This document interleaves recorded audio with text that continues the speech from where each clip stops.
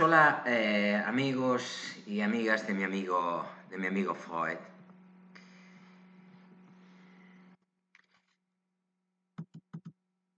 Vamos a continuar con los contenidos psicométricos. Lo último que habíamos visto en el vídeo anterior sobre psicometría era cómo se obtenían los valores de las escalas de las escalas física y de sensación.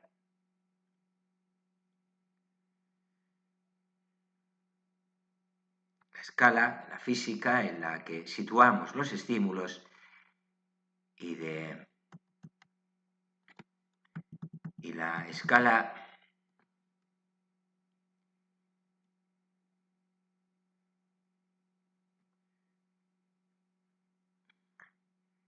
que representa el continuo psicológico en la que representamos o sobre la que situamos las sensaciones que producen los estímulos en los sujetos.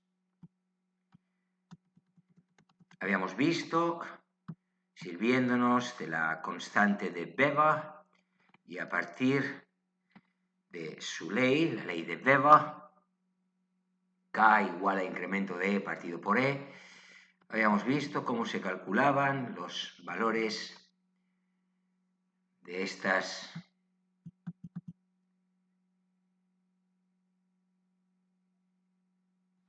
dos escalas.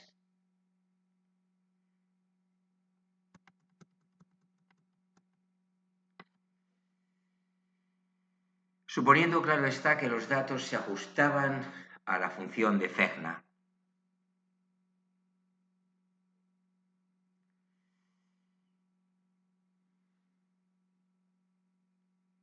Si se quiere calcular el valor de un estímulo cualquiera, y ya iniciamos el vídeo de hoy, el enésimo, se debería aplicar la siguiente fórmula. E sub n, estímulo enésimo, es igual a E sub n menos 1, estímulo n menos 1, más E sub n menos 1 por K. Es decir, E sub n menos 1 por 1 más K.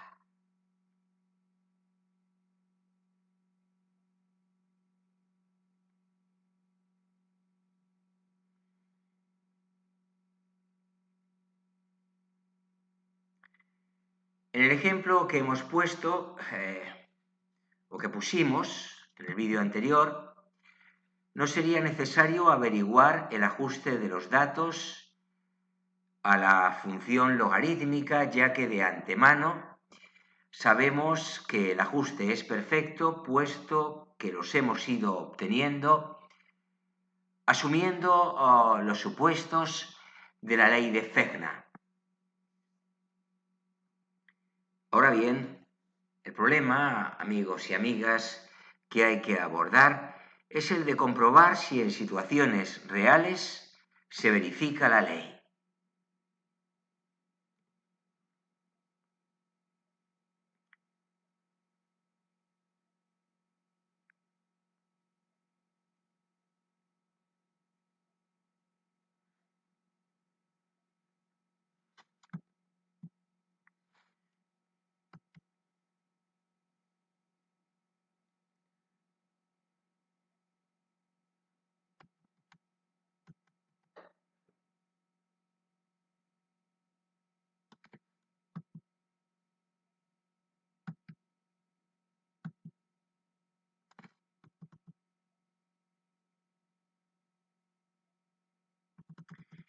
La forma de comprobarlo es sencilla.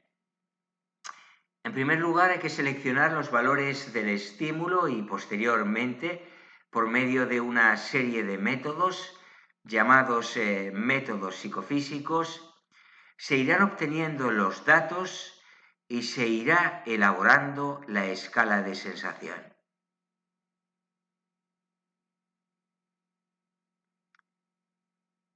Una vez obtenidas las dos escalas, lo único que hace falta comprobar es si los datos obtenidos se ajustan o no a la función logarítmica de Fechner.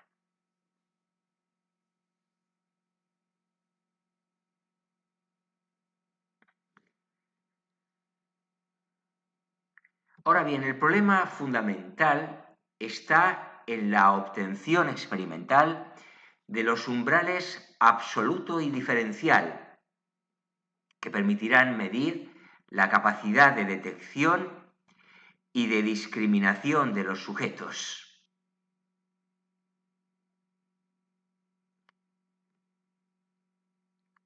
Para ello, Fechner desarrolló una serie de procedimientos entre los que destacaremos el método de los límites, el método de ajuste y el método de los estímulos constantes.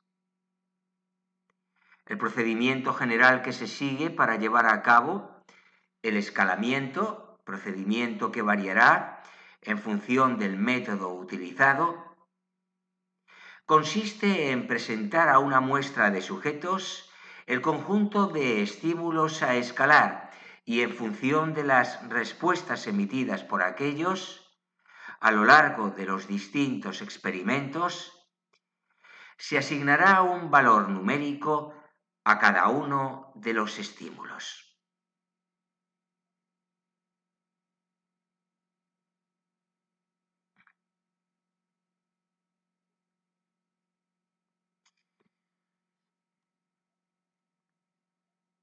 En el método de los límites, también llamado de los cambios mínimos, es el experimentador el que va modificando la intensidad del estímulo.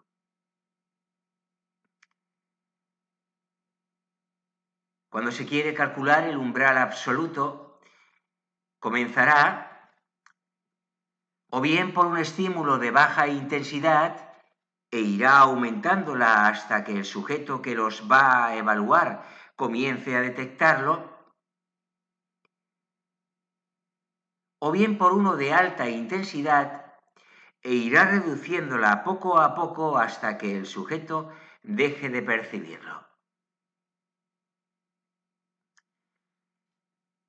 En el caso de querer calcular los umbrales diferenciales, el experimentador seleccionará un valor del estímulo como estándar y junto a él irá presentando al sujeto un estímulo de comparación cuya intensidad irá manipulando hasta que el sujeto considere que la intensidad del estímulo de comparación es igual que la del estímulo estándar.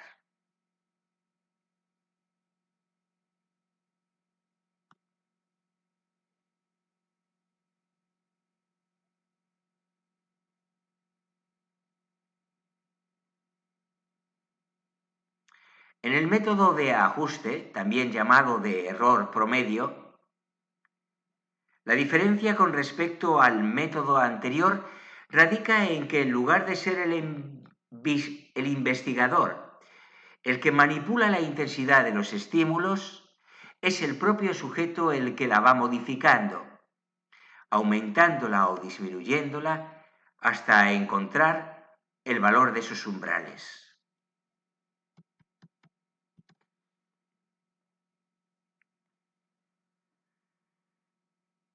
En el método de los estímulos constantes, se asume que cuando un estímulo se presenta a un mismo sujeto en repetidas ocasiones, no siempre es percibido y que aun cuando lo perciba, no siempre le produce la misma sensación. Partiendo de este supuesto, para averiguar el umbral absoluto, cada estímulo se presenta a los sujetos un número elevado de veces en orden aleatorio y en cada ocasión, cada sujeto ha de decir si lo ha percibido o no.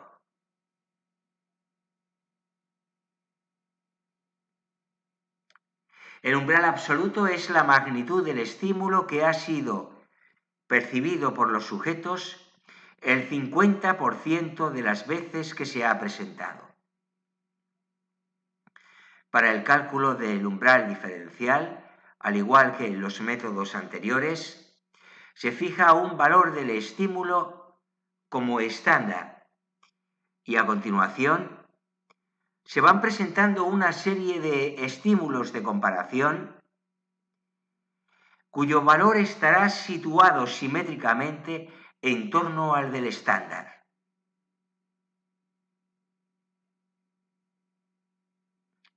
Se repetirán varias veces los ensayos y en cada uno de ellos el sujeto deberá decir si el estímulo de comparación es mayor o menor que el estándar. Este método es el más utilizado para el cálculo de los umbrales absoluto y diferencial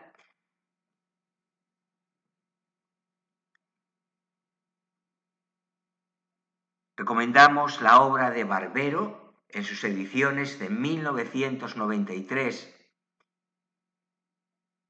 y 1999, así como en la de 2007 para el cálculo empírico de los umbrales.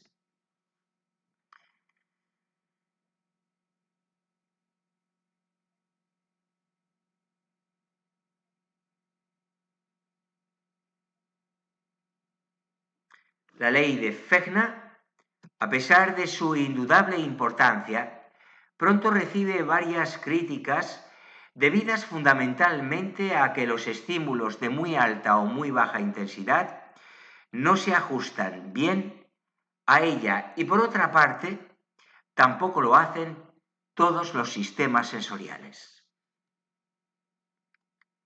No obstante, es indudable que introdujo una nueva forma de medición en psicología, de ahí que se considere que con Fechner comienza la etapa de la psicología cuantitativa que se ha aplicado a toda clase de problemas psicológicos.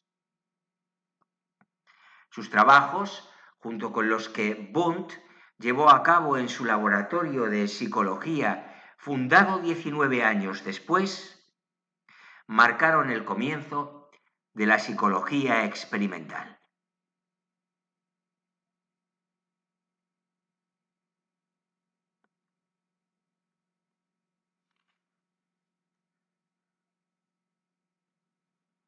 Las controversias que surgen a partir de la psicofísica desarrollada por Fechner influyeron en otra de las figuras más relevantes en el campo de la psicofísica, Stevens,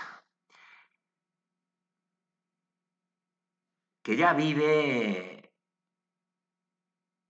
en el siglo XX, entre 1906 y 1972. Quien hace una reformulación de la psicofísica fechneriana desarrollando los métodos de escalamiento que esta nueva reformulación requería.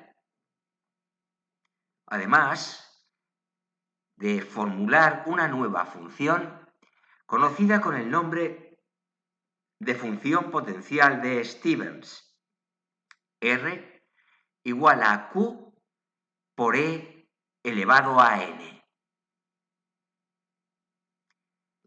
Siendo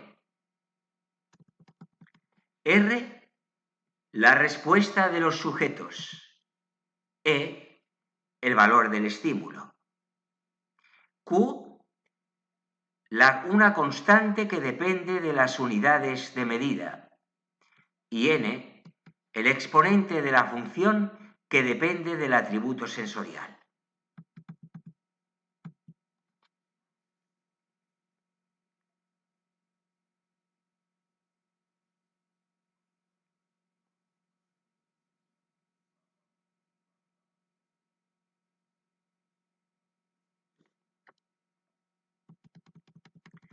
Los trabajos llevados a cabo por Stevens contribuyeron en gran medida al resurgimiento de la investigación en el campo de la psicofísica, pues ponían a prueba y comparaban los dos tipos de funciones, la logarítmica y la potencial.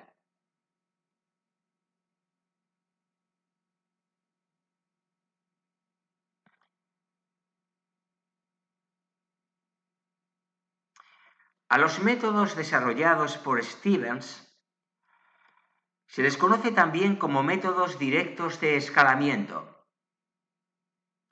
ya que en lugar de originar una escala de sensación, S, como ocurría con los métodos de Fechner, dan lugar a una escala de respuesta R, cuyos valores son las estimaciones subjetivas que de forma directa hacen los sujetos de los estímulos presentados y cuyas propiedades van a estar determinadas por las instrucciones dadas a los sujetos a los que se considera capaces de hacer estimaciones a nivel de intervalo y razón.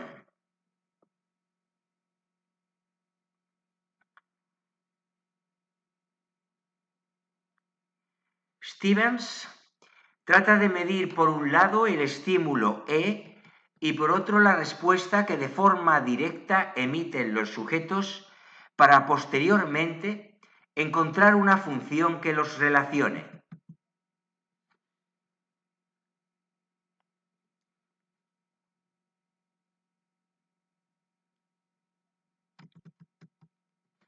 Según Stevens, esta función es una función potencial. A diferencia de Fechner, no basa sus mediciones en ninguna suposición acerca de las DAP, que Fechner utiliza como unidad de medida de su escala de sensación, ni en el concepto de umbral.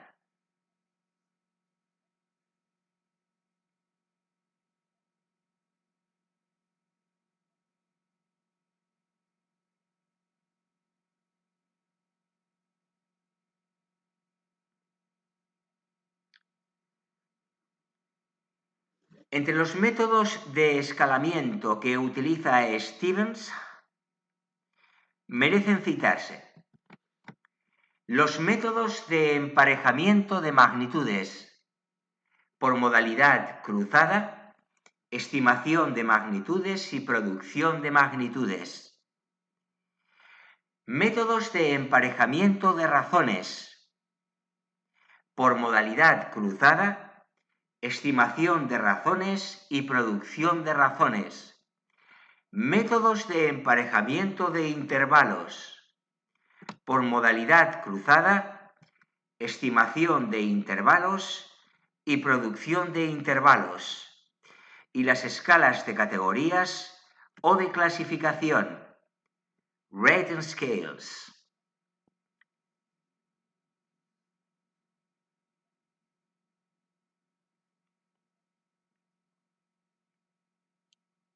En los métodos de emparejamiento de magnitudes por modalidad cruzada, se utilizan dos continuos físicos diferentes y la tarea del sujeto consistirá en emparejar uno con el otro. El experimentador selecciona una serie de estímulos que varían a lo largo de un continuo determinado, cuya magnitud se puede medir mediante los instrumentos adecuados. Por ejemplo, la intensidad de un sonido. Y la tarea de cada sujeto consistirá en ajustar a cada uno de los estímulos presentados otro estímulo que varía a lo largo de otro continuo, por ejemplo, la separación entre dos rectas verticales y paralelas.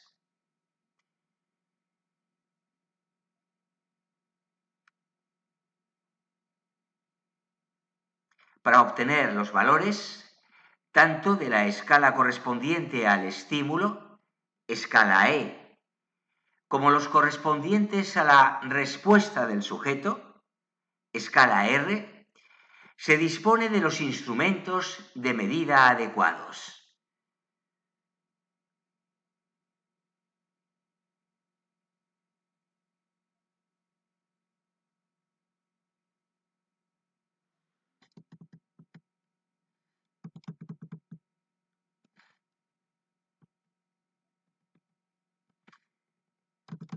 Y lo dejamos aquí.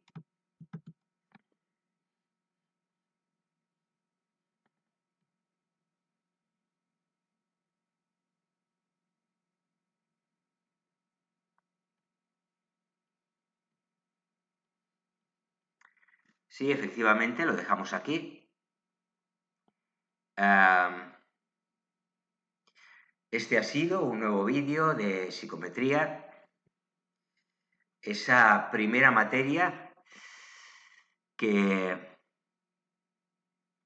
inscribimos en metodología de las ciencias del comportamiento, responsable de todo lo referente a la medición en psicología. Bueno, pues sin más, os volvemos a animar a todos los quienes no lo hayáis hecho ya, a suscribiros al canal. Es importante que crezca el número de suscriptores para que mi amigo Freud gane visibilidad en la red.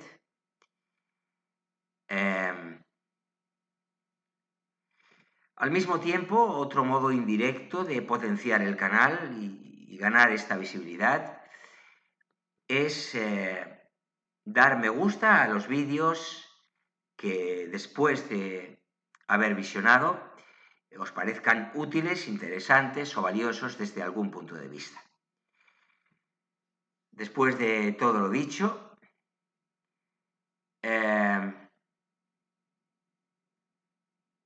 ahora sí, aquí lo dejo, sin olvidar recordaros que mi amigo Freud, que ahora también es el vuestro, por lo tanto nuestro amigo Freud, no se cansa de recordarnos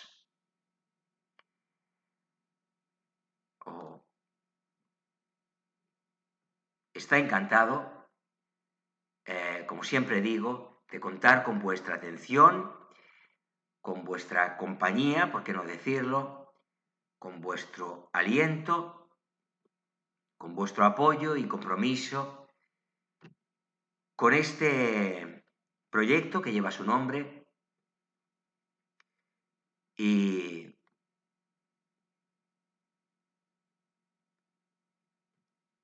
que pretende ser un proyecto en buena medida o en toda medida altruista, por qué no decirlo, un proyecto de divulgación de la ciencia psicológica, un proyecto inspirador que pretende fomentar el aprendizaje en esta disciplina científica, la psicología, pero fomentar el conocimiento científico en general y los aprendizajes en cualquier área de las que constituyen este conocimiento global, el conocimiento científico. A él nos referimos. También quizá pueda ser una referencia, un punto de apoyo en el que algunas personas, espectadores del canal, que no pasan por el mejor momento vital, pues quizás pueda ser una referencia que les pueda servir de apoyo, de compañía, de inspiración. Bueno, que les dé, que le dé cierto sentido a su lucha personal y particular por salir adelante. Y ahora sí, os agradezco que estéis siempre ahí, al otro lado de la pantalla, y me despido hasta el próximo vídeo, que llegará muy pronto. Un saludo muy afectuoso para todos y todas.